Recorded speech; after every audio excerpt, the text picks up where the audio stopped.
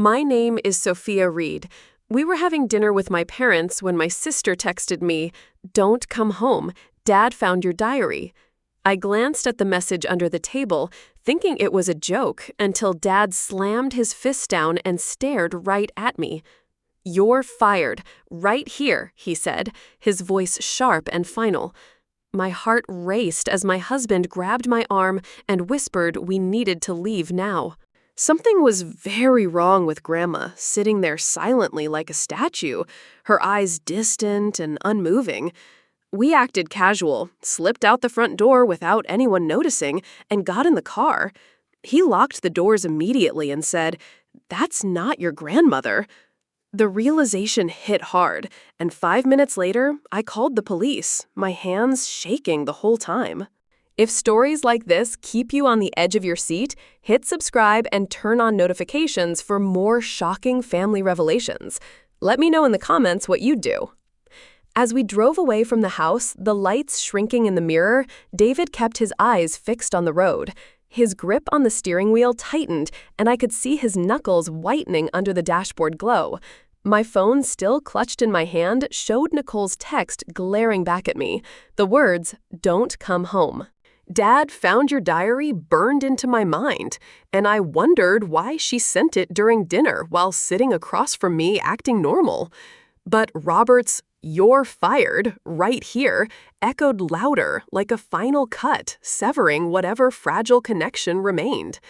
David spoke first, breaking the heavy silence. "What was in that diary, Sophia? Something big enough to make him snap like that?" I leaned back the seat, cool against my skin, and tried to steady my breath. Mostly old notes from talks with Grandma Dorothy. She mentioned her will a few times, how she'd set things up for the family, but hinted it was more for me. I wrote it down because it felt important, especially after they started dodging my visits. But why fire me? From what? The orchard business? He nodded, glancing briefly at me before turning onto the highway. The California night stretched dark with stars dotting the sky above unseen hills where the family orchard lay. "That wasn't your grandma back there. I've seen your photos from years ago. Her face had more lines, her eyes sharper. Tonight, she looked too smooth, almost like a mask, and she didn't speak once. When Linda asked if she wanted water, that nod seemed scripted." I rubbed my temples, the headache starting to build. "You mean impersonation? Like someone dressed up as her?" David didn't smile, his tone serious. "Think about it. You haven't seen her in 3 years. Calls cut short, visits postponed, with excuses about her health.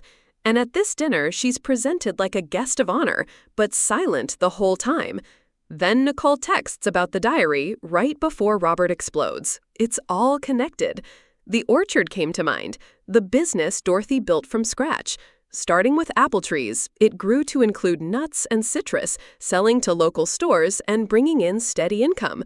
Enough for the big house, the nice cars, and Linda's love of hosting. But Dorothy always said it was for the family, meaning those who appreciated it. My diary notes captured her words. "Sophia, you've got the drive to keep it going." I'd assumed shared, but now doubt crept in. David slowed at a stoplight in town. "Pull up an old photo. Compare." I did, scrolling to one of Dorothy in the garden, dirt on her hands, smiling wide. Tonight's version had smoother skin, perhaps makeup, but the ears stood out. Hers were lobed, this one's attached, David pointed. And she held her glass right-handed, but photos show left. My stomach twisted. If not her, who? Cousin Patricia? She looks similar to Dorothy when younger and lives nearby. Patricia Hayes, Dorothy's niece, had the same build and hair. I'd seen her at family events, but not recently. Why, though, to fool me? The guests were neighbors who wouldn't question. He parked in the hotel lot, engine idling. To maintain the illusion, if Dorothy passed, the estate shifts. Your diary likely outlines it. Keeping you in the dark lets them control the business longer. Pieces clicked, but it stung. Dinner had started awkwardly. Linda greeted us at the door with a quick hug. "Sophia, good, you came. Grandma's looking forward." But Dorothy sat at the table, hair neat, pearl necklace on, waving back weakly when I tried. Everyone clapped at Robert's toast. To 85 years of love and hard work. Glasses clinked, but no one spoke directly to her. Nicole set plates, avoiding my gaze. "Orchard's busy," she said when I asked. No warmth, no invite to help. Flashbacks surged. Growing up, the orchard was my world.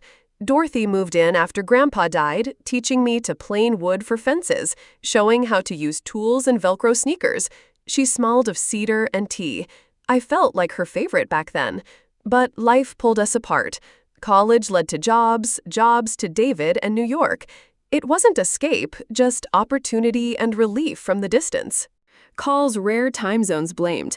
Last real talk with Dorothy 3 years ago video chat. She asked about work, I asked about her garden. Squirrels took the tomatoes, she joked. After that, Linda said she's tired or not well. I stopped pushing, had my life. The birthday invite came suddenly. If you want to see her, come for 85, Linda said. I booked flights thinking it meant softening. Instead, awkward dinner, strangers around, grass unfamiliar. They lived there now, Linda, Robert, Nicole, absorbing the place like their own. I was the outsider. We sat in the car like fugitives. David gripped the wheel. "That's not Dorothy." I buckled, halfway frozen. "What do you mean?" He looked at me calm but firm. "Not your grandmother, that's what." Impersonation? I stared like he'd said the food was poisoned. A mask? Like a villain? Not a mask. Her ears are different. I blinked. Ears. David turned to me. I remember details, faces especially. Sketched people from memory since kid. That's not her. My stomach sank. Wanted to laugh, the unraveling kind. Pressed my hand to my face. Brain fought logic. Who else?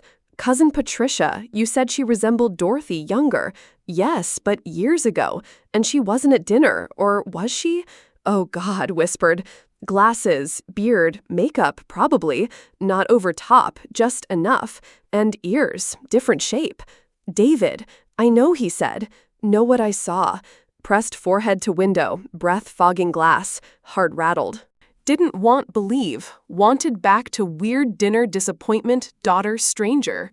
That's safe. Then where is she? Question rippled like fever. Where, Grandma? Everything tilted. Toasts, crying, guest list, way. No one let close. Never spoke, shut down tries. Haven't talked 3 years, said out loud. David glanced. What? Swallowed. 3 years, last Zoom. Looked tired. Linda said, too sick talk. Every call, resting, rough night. Thought dramatic, but now? Okay, David said. Think call someone. Stared. Police? Nodded. If wrong, we're not. Didn't move. Pictured Linda's smile, tight, not reaching eyes, shake head, like dropped into own life. Going ruin everything, whispered. Sophia, David said gently. Not one who did. Reached phone heavy. Thumb hovered. Called. Police arrived fast. 2 officers, plain clothes, quiet. Spoke outside car. Told what could, sounded sane as possible. No strange, believe impersonating grandmother. Don't know where. Think wrong. Asked questions, calm, kind. Feel traps, even not. Nodded, walked house, like delivering mail. Stayed car, watching. Dinner didn't stop immediately. No shouts, no runs. Worse, dimmed, like reality dialed down. People held glasses, smiled, but eyes darted, shoulders tense. Officers pulled aside. Saw one talk Linda. Looked, told wine spoiled. Gestured, shook head. Mouth moved fast, hands didn't touch anyone, not Robert. He stood side, staring hedge-like answers. Watched talk woman wheelchair. Didn't say word. Asked ID, probably. Linda, inside, returned something. Changed nothing. Officers knelt, talked low, professional stillness. One stood, walked away. Other stayed.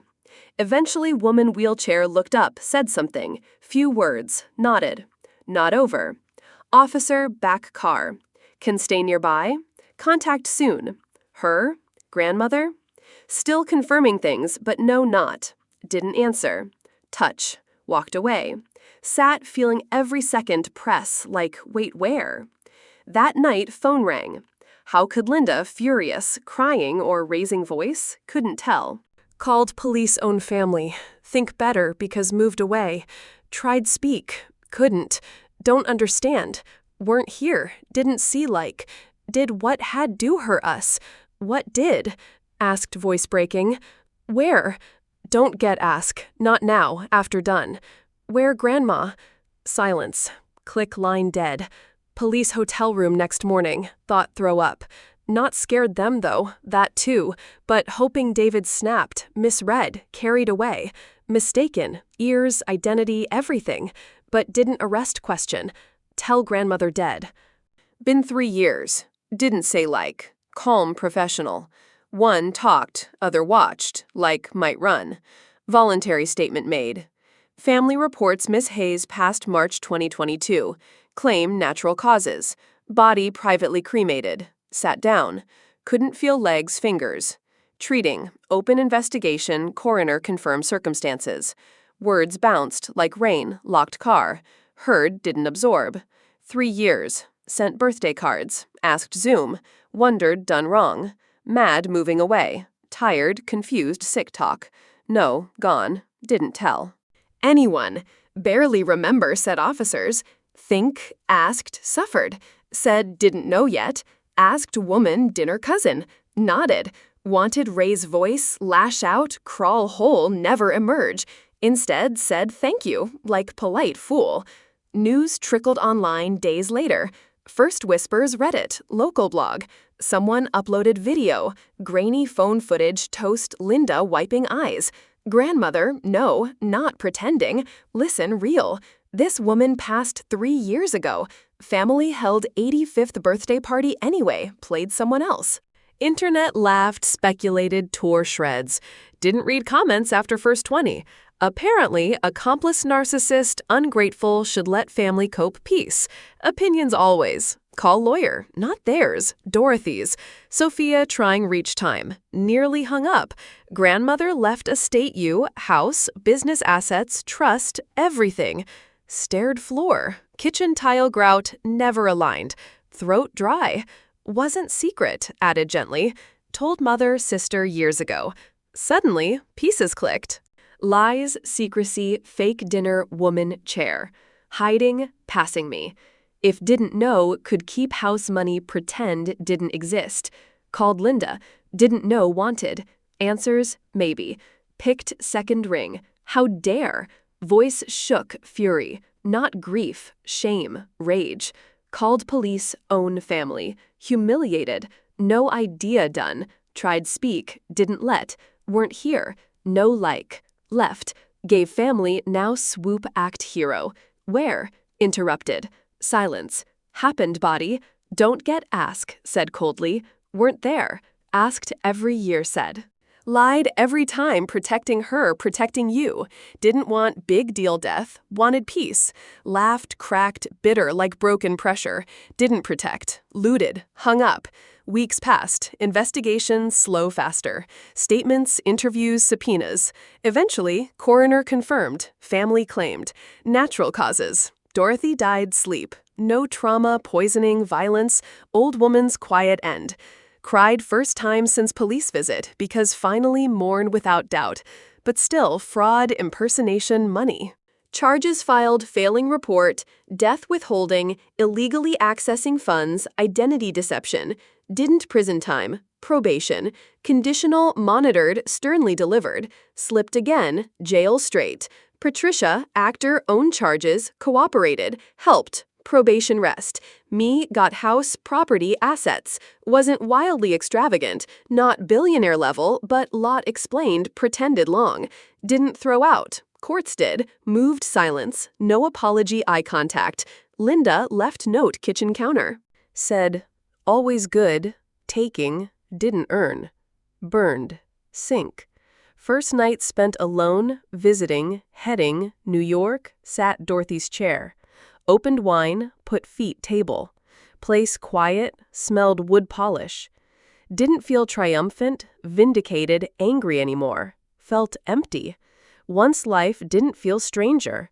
Haven't spoken parents since, or Nicole. Not even text. Sometimes wonder went far. Other times wonder didn't far enough. The officer on the line listened as I explained the dinner, Nicole's text Robert's outburst, and David's observations about Grandma Dorothy. We believe someone is impersonating her, I said, showing the photo differences through words since it was a call. We'll send officers for a welfare check. Stay by your phone. We hung up and waited in the hotel room, tension thick. David paced near the window, looking out at the parking lot. They'll confirm it, Sophia. The ears, the posture, it's too obvious now. I nodded, but doubt lingered. What if we were wrong, and this blew up for nothing? An hour later, the call came. Miss Reed, come to the house, we have questions. My pulse quickened.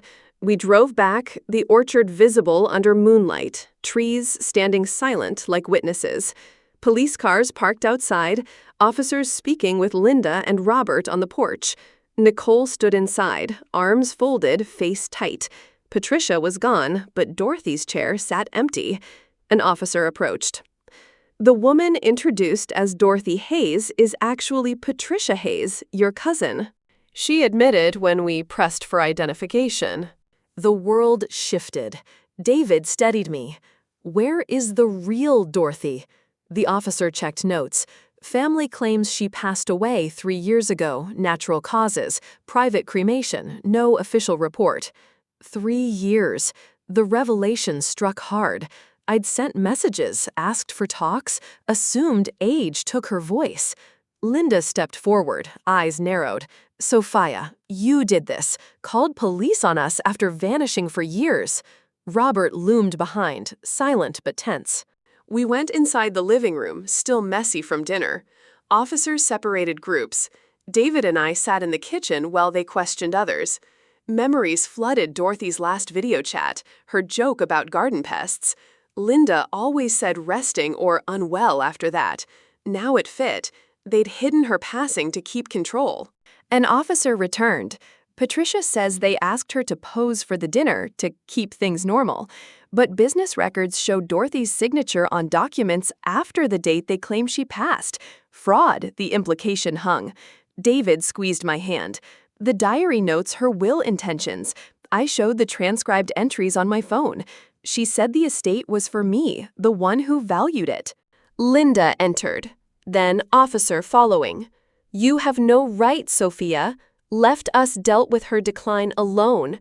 Her tone sharp but controlled. She passed peacefully. We avoided drama. Robert joined. Business needed continuity. Notifying would have disrupted. Disrupted meaning my claim. Nicole hovered in the doorway. I texted to warn you, Soph. Robert found the diary in your old room from last visit. Last visit, years ago. They'd kept it, read it. Why warn if involved? She shifted. Felt bad, but you weren't here. We were. Officers took notes. Patricia arrived under escort looking worn. Did it for them. Makeup, outfit just tonight. She eyed Linda. Said, harmless faking to conceal a passing. In the hall, I faced Linda. Where's she cremated? Why hide from me? She folded arms. Orchard spot. Quiet, Dorothy wanted no fuss. And you, dramatic, always running off. Dramatic? I'd left because pushed, no support, except Dorothy's quiet aid. David pulled me back. Enough, let's wait outside. As police finished, they said, investigation ongoing. In the car, I collapsed. 3 years, David. Thought she was alive, struggling. He started the engine. They stole your chance to say goodbye. Coroner's confirmation came next day. Heart failure, no foul play, age 82, cremated, ashes in orchard. I held the report, hands steady now. But unreported death, forged signatures, case built. Phone rang constantly. Nicole first. Soft police digging deep, explain please. Ignored. Robert voicemail, blunt. Ruined us? Satisfied? Linda, tearful. Why her birthday? We protected family. Protected, they misused it. David urged blocking, but I listened once. Nicole again. Didn't know full extent, just dinner help. Doubtful she'd benefited, stayed close. Texted to push me away, I replied. Worked opposite. Ended call. Patricia's full statement emerged. Linda offered money to pose, said Sophia wouldn't spot it. Money from business should have halted. Court motion started. Statements given. Bank trails showed post-passing transactions. No violence, greed, pure. Finally mourned in hotel staring ceiling. Dorothy's end quiet, but betrayal stung. Investigation sped. Subpoenas flew. Coroner detailed no trauma. Peaceful but law-broken. Lawyer's will reading sealed it. Estate mine notified family long ago. Confrontation calls peaked. Linda. Ungrateful, we cared, you didn't. Hid her stole. Legacy, I countered. Hang up. Nicole. Love you, sis, but left. Left shoved. Patricia cooperated. Posed few times, not just dinner. Charges loomed. Failing report. Withholding funds. Deception. No prison. Probation. Conditional. Slipped jail. Took house assets. Not billionaire, but substantial. Explain charade. Courts evicted them. Silent departure. No eye contact. Linda's note. Always take her. Burned it. Alone. First night. Dorothy's chair. Wine feet up. Quiet wood scent. Empty. Not angry. No contact sense. Wonder sometimes far enough. The weeks following the police confirmation turned into a grind of legal meetings and endless documents. David flew back to New York for work, but checked in daily while I stayed in California handling the details. The lawyer, Mr. Harlan, scheduled our first full review of the will at his office downtown. Sophia, your grandmother was clear in her intentions, he said, sliding the folder across the desk. The estate included the house, the orchard land, and a trust fund totaling around $400,000 after deductions. Dorothy had updated it years ago, specifying me as the main heir, with conditions to maintain the property ethically or sell to benefit the community. She informed your family, Mr. Harlan added. They knew but chose to ignore it by keeping her passing secret. That explained the desperation at dinner, the text from Nicole, the sudden fired from Robert. They'd been living off the business, signing her name on checks and loans to expand without triggering the transfer. I left the office with copies in hand, the weight of it sinking in. Back at the hotel, I reviewed bank statements the police had shared. Withdrawals post her passing for personal expenses, like Linda's trips and Nicole's car. Fraud, plain and simple. Subpoenas went out fast. Officers interviewed more witnesses, including orchard workers, who mentioned not seeing Dorothy for years, but hearing she was resting upstairs. One said Patricia had been around often, helping with errands, which now seemed like cover. Patricia's cooperation sped things up. In her deposition, she detailed how Linda approached her months ago, first for a family photo, then dinners, said it kept morale high, paid from the business account, of course. Court hearings began virtually at first. The judge, a stern woman in her 50s, reviewed evidence line by line, forged signatures on property deeds, unreported death violating California probate laws, impersonation to deceive heirs. The prosecutor laid it out. This wasn't a mistake. It was deliberate to retain control and assets. Defense for Linda, Robert, Nicole, and Patricia argued emotional strain and caregiving burdens, but the will stood firm. No evidence of violence or harm, just calculated deception. Linda appeared on screen during one session, face drawn. "We did what we thought best for stability," she said, voice steady but eyes avoiding the camera. Robert nodded beside her. Business would have collapsed with changes. Nicole added softly, "Sophia wasn't involved, we were." The judge wasn't swayed. Intentional fraud carries consequences.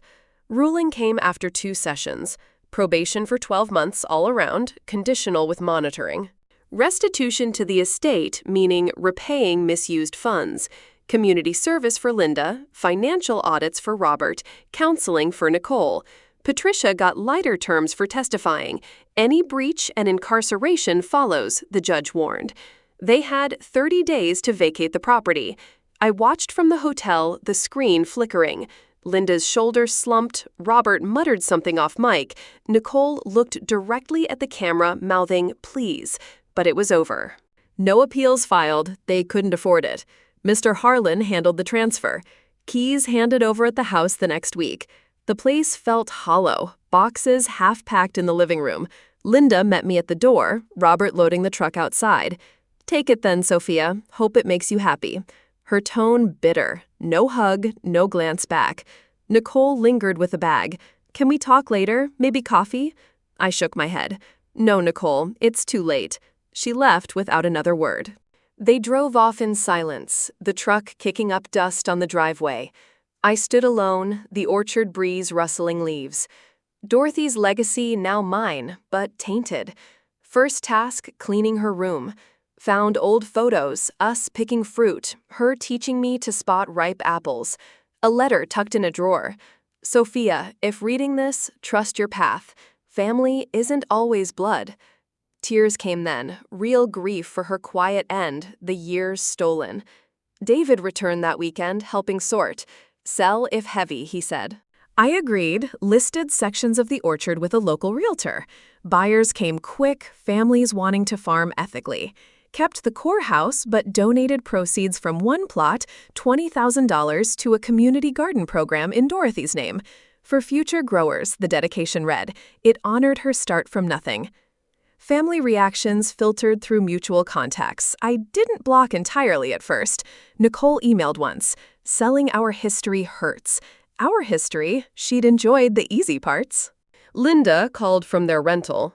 Cold move, Sophia, just cold. Robert silent, probably resenting the job hunt under probation. Cut complete after that. Changed numbers, no forwards, no holiday reaches, no updates. Wondered sometimes if too harsh, but betrayal ran deep. They'd chosen greed over truth, over me. Settled into the house briefly before heading back to New York. Sat in Dorothy's care evenings, wine in hand, feet up. Quiet brought clarity.